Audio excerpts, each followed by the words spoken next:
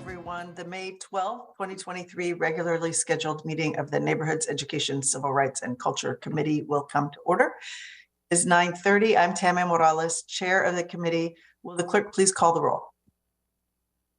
Councilmember Lewis. Present. Councilmember Nelson. Councilmember Strauss. Not on. Could you call my name again, please? Councilmember Nelson. Present. Thank you. Vice Chair Sawant. Present. Chair Morales. Here. 4 present. Thank you. If there's no objection, today's agenda will be adopted. Hearing no objection, today's agenda is adopted. Today we'll be hearing from the Department of Neighborhoods about landmark for 4 schools. Aaron Doherty will be joining us to discuss the designation and what controls are put on each school. First, we're going to open public comment. At this time, we'll open the general in-person and hybrid public comment period. I ask that everyone be patient as we operate this system. I don't believe we have any folks signed up virtually. Is that correct? That's correct. And we have 1 person in chambers. Okay. Well, so in that case, I will have allowed 2 minutes for each person who is signed up. We'll call you up to the podium. You'll have 2 minutes to speak. If we do end up having folks register online, we will go with that when we get there. Please state your name and the item you're addressing. As a reminder, public comment should relate to an item on today's agenda. You will hear a chime when you have 10 seconds left. When you hear the chime, I'll ask that you please wrap up your comments. Okay, so the regular public comment period for this committee is now open. And Devin, I'll ask for you to call the names on the list. First, we have Marguerite Richard.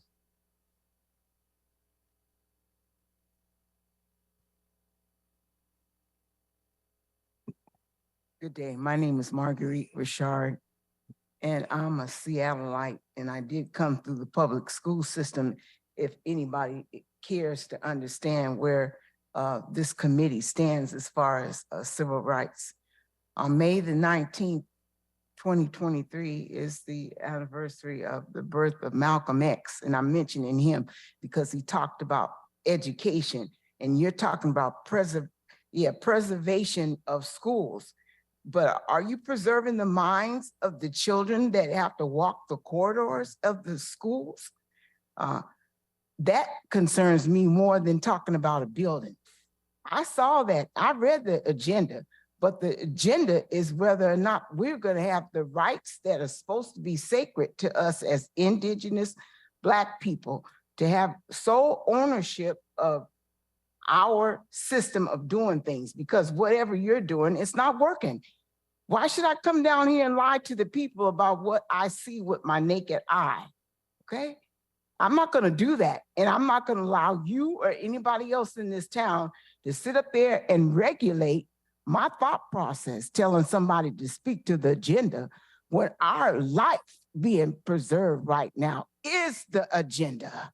Because if we're not breathing in and out, what good are we? Nothing, huh? Eternal rest? Is that what you're trying to give us?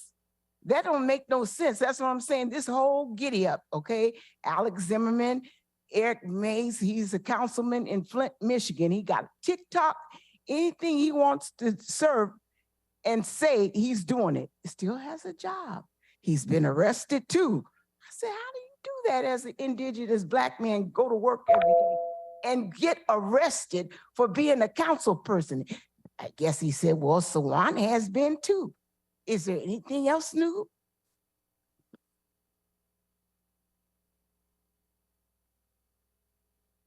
Thank you.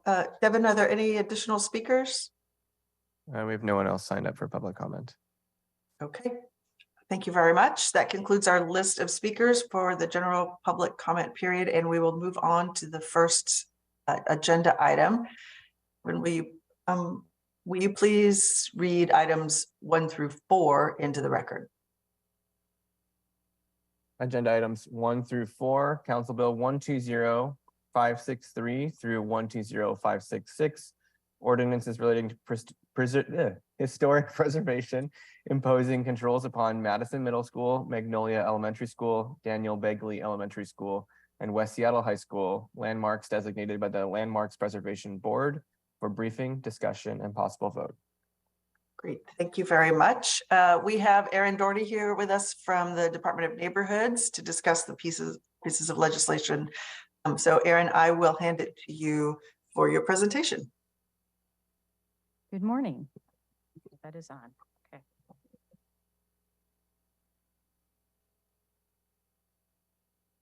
And I'm joined today by Jesse Clausen from McCullough Hill. We represent the Seattle School District. and Devin. I don't see the presentation on the laptop.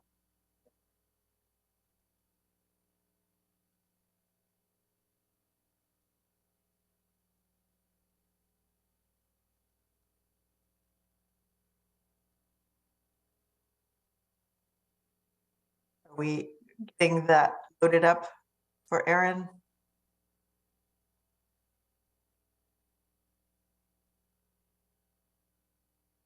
Yes, Chair, I'll be doing that from the clerk's desk.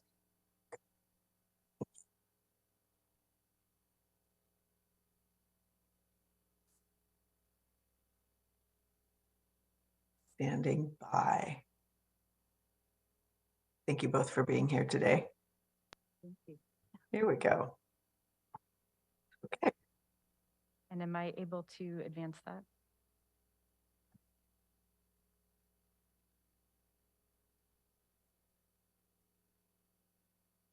I think he's running it. Will I not be able to? I can control it for you. You can okay. just say next. Okay, so thank you for having us here today. We're looking at 4 Seattle Public School properties. And these are in an order that are chronological, and the agenda is slightly different, but they are shown from oldest to newest. So I hope that is okay. So these ordinances are to codify the controls and incentives agreements signed by the property owner, Seattle Public Schools, and the City Historic Preservation Officer. So as always, we bring with us the designation standards that the board considers, and there are 6 of them in total. We won't read them all, but they're here for reference if we need to choose them. Next, please. And in addition to choosing at least one of the standards, the board must also decide that the property has integrity or the ability to convey its significance. Next. So this is West Seattle High School. If you could move forward one slide. This is located at 4075 Southwest Stevens Street, adjacent to Hiawatha Playfield in West Seattle. The Playfield is also a city landmark. Back one slide, please.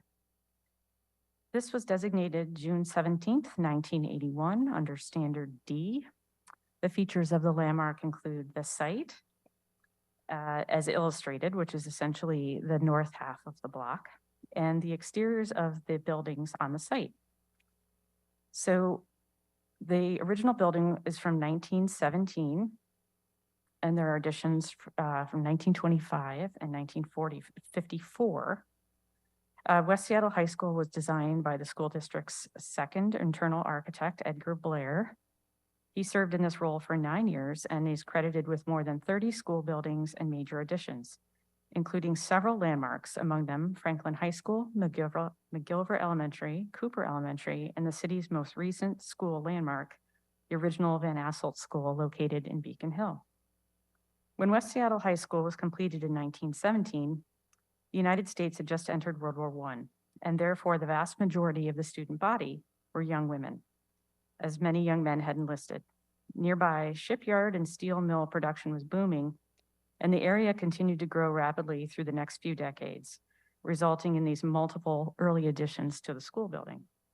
As the neighborhood continued to grow over time, the school has had more contemporary additions, and they continue to the south and off of the landmark site. The architectural character of the building is influenced by Renaissance and Romanesque revivalism, and the historic additions to the original building were designed to be compatible with the vision from 1917. So if we could move 2 slides forward, thank you. This is Magnolia Elementary School. Next slide, please. This is at 2418 28th Avenue West, adjacent to Ella Bailey Park. Back 1 slide. This was designated July 15th, 2015, under standards C, D, and F. The features of the landmark include the site, the exteriors of the 1927 building and the 1931 and 40 additions, as well as portions of the interior. The Magnolia School was designed by the school district's third and last major internal architect, Floyd Naramore. He's credited with designing 20 major Seattle school buildings, of which more than a dozen are landmarks. And all of this construction by him occurred between 1921 and 1932. Some other examples of his elementary schools include Montlake, E.C. Hughes, Loyal Heights, and Dunlap, all of them city landmarks. This school is a classic example of Georgian revival architecture and early additions that tripled the size of the building, extruding the mass of the building to the north and south. So the historic photo on the bottom right, it's kind of a smaller building in the center of the block, but that image above, the school has been essentially bookended with additions to the north and south and fills the whole block. So Magnolia has served different grades from K through 8 in various periods of time. For a while, it was just grades 1 through 4. So it's been flexible to serve the district's needs. The school closed in 1984 and was used for several years as an interim site for students from other schools that were being renovated. Notably, it was home to the African American Academy from 1993 to 2000 until their purpose-built school designed by architect Mel Streeter was completed in Beacon Hill. The Landmarks Board has since approved a multi-phased major rehabilitation of the Magnolia School with large additions that are now complete and occupied. If we can go forward 2 slides. So I want to acknowledge that although I've been talking primarily about architecture of all of these school properties, it's important to recognize that the culture and stories associated with these places are important to their neighborhoods and to their communities. And individuals have personal histories with school buildings, and that collective experience cannot adequately be conveyed in just these brief summaries today. So this third school is Madison Middle School. Next slide. This is at 3429 45th Avenue Southwest in West Seattle. You can see the high school property we discussed a moment ago to the upper right of the slide. So this was designated January 16th, 2002. Thank you. Under Standard D, the features include the site, the exterior of the building, excluding the gym and portables, and the main entrance hall and lobby at the interior. It was built between 29 and 1931. Madison is one of 4 middle schools, quote unquote middle schools, designed by Floyd Naramore, built between 1925 and 1931. In the early 1920s, the Seattle School District considered building intermediate, or they called them also junior high school buildings, to serve students in grades 7 through 9. This was a new concept following a national educational philosophy to try and relieve pressure on existing undersized elementary and high schools. All 4 of the Seattle middle schools from this era have similar planning and share characteristics, but Madison is different from the others, exhibiting Gothic revival influences rather than Georgian. The Landmarks Board has since approved a major rehabilitation of the subject building and multiple large additions in different eras to accommodate continued growth in West Seattle, including one group of classroom additions that has occurred just in the past couple of years. And lastly, we go forward 2 slides. We have Daniel Bagley Elementary School. Next slide. This is 7821 Stone Avenue north of Green Lake. This was designated, you can go back 1, thank you. June 17th, 2015, under standards C, D, and E. The features include the site, the exterior of the building, and portions of the interior. Building is from 1930, and again, another work of architect Floyd Naramore, and one of his last for the school district. The Bagley Elementary School is eclectic in architectural character, blending an Art Deco form with ornamentation that reflects Gothic revival. And it seems like an evolution of design from the Madison School that we previously looked at. It's also a fairly unique school architecturally within the school district's portfolio. The Bagley School includes, in the historic photo at the bottom, there's sort of this chamfered projecting little bump out in the building. And I thought I'd point it out. It's an unusual feature that Mr. Naramore incorporated into a number of his school designs. And we see it at the Columbia School in Columbia City, the Bailey Gatzert School, the one that is no longer extant, and the Loyal Heights School, which is still exists today. For this school and at Loyal, we know this was home to the story time and gathering space of the kindergarten classroom. So it's just an interesting little tidbit about the building, and anyone who went to school there would surely remember that. Here again, the Landmarks Board has approved a major rehabilitation of the school, as well as large additions to accommodate growth in the district, and these are also now complete. And thank you. That is all that I have. Great. Thank you very much, Erin. I appreciate the comments that you made about, this isn't just about buildings, it's about the community around the buildings, the students and families who use these schools, and I'm sure spent many years enjoying them and having them as assets in the neighborhood. I'm sorry, can your table mate there introduce yourself, please? Yes, Jessie Clausen from McCullough Hill. We represent Seattle Public Schools. Great. Thank you, Jessie. Thank you for being here. I will hand it off in a moment if my colleagues have questions, but I wonder if you can talk a little bit about why we might landmark a school. These buildings are beautiful. I went to school my elementary school was built, I think, in the 60s, maybe even the 70s. I'm not sure if it will be preserved or not. So these are clearly have architectural history and the history in the community, but I wonder if you could talk a little bit about why we would landmark a school.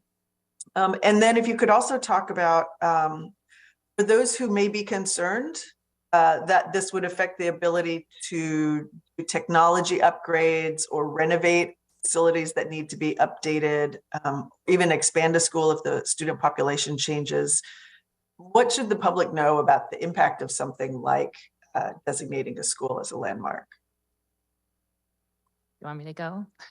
Sure. Maybe you can take the first one about eligibility of schools for Okay. landmarks, and then I can talk about the processes that we go through to build additions and the collaborative process we Okay. have with the city. Sure. So I can only speculate as to why these particular schools were nominated to be considered, but I would imagine that in all cases, it was because they were contemplating major additions or rehabilitation to the schools. So SEPA, the State Environmental Policy Act, has criterion around buildings more than 50 years old. And when proposed major development and additions exceed a certain threshold of size, and it's based on zone, those would qualify for consideration under the state policy. So I think even if we look back at West Seattle High School in the 1980s, it's likely that that was happening at that time as well, and not just the more recent nominations that have occurred. So, and, many times we see the board doesn't nominate and or designate every school that they consider. We've had several come to us in the most recent building excellence levy, where the board decided not to nominate or designate the properties, and the school district then moved forward with demolishing the structures and building new schools, which are under construction now. And so that kind of leads into many times having new landmarks. And as I'd mentioned, I think in my presentation, many of these, the board then reviews additions, but Jesse can elaborate on that. Yeah, so I can't remember. I know Magnolia for sure and Daniel Bagley recently have gone through, and maybe Madison as well, additions through the landmarks process. So just like any other landmark structure, the school would go through a certificate of approval process with the board and staff to, ensure that the addition is appropriate given the Secretary of Interior standards for rehabilitation and addition. So that process is, a process that the school district has gone through many times. It's a very collaborative process with staff and the board. And I guess I haven't had any concerning situations where, an addition that is needed for educational standards has, been denied at all by the board ever. One of the criteria that is special in the landmarks ordinance for schools is when the board is reviewing a certificate of approval for a school, it's required to actually consider the educational specifications that are needed. So again, I'm making this up, but if you needed 12-foot windows for some sort of ed spec, the board would consider that in when it's looking at the certificate of approval. Great, thank you so much, Jesse. Okay, colleagues, are there any questions for our guests here? Oh, I do want to note that Councilmember Strauss has joined us. Any questions for Jesse or for Aaron about these school landmark designations? I am not seeing any. Okay, in that case, colleagues, I'm going to move that the committee recommend approval of these landmarks. Is there a second? Second. Thank you, Councilmember Nelson. It's been moved and seconded to recommend approval of the landmarks. Ben, will you please call the roll? Councilmember Lewis, Yes. Councilmember Nelson, Aye. Councilmember Strauss, Yes. Vice Chair Sawant, yes, Chair Morales, Yes. 5 in favor. Perfect. Thank you very much. The motion carries, and the committee recommendation that council approve these landmarks will be sent to the May 23rd, 2023 City Council meeting. Colleagues, that is all of our agenda today. This was a short one. So if there are no other comments, this concludes the May 12th, 2023 meeting of the Neighborhoods Education, Civil Rights and Culture Committee. Our next scheduled committee meeting is May 26th. Thank you for attending, everybody. We are adjourned. Thank you. Thank you. recording stopped. Yeah, thank you for being here, Aaron and Jesse. Really appreciate it. And